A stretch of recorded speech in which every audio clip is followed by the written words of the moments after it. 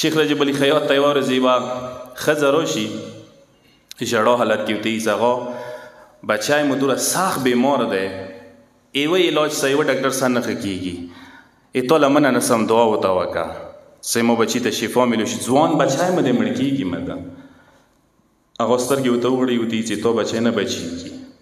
مړ کېږي په څو ورځو کې حیرانه شي هغه ورته هغه د څنګه خبره ده وکړله زه خو راغلی یم دې دپاره چې ته ماته تسلی راکړې هغه د ورته ویي شیخ رجب علي خیاط ورته ویي چې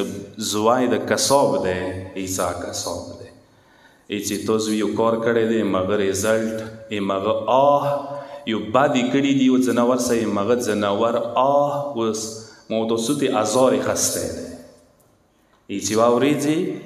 یوه غوا یې لولوله معذرت نه غواړم غوا په مخ کې غوا سخکای حلال کړی دی خپلې مور په مخ کې سخکای خپلې مور په مخ کې حلال کړی دی مغې غوا ته ازار کړی دی او دې ته دې رزلټ میلاو شوی دی دا اوس ورځو کې دنیا نه څه مړ کېږي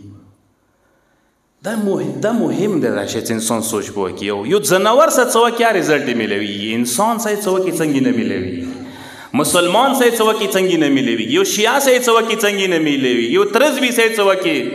یو ورور سره څه وکړي پلار او مور سره څه وکړي رزلټ څنګه نه ته میلوي میلويږي به ضرور میلوي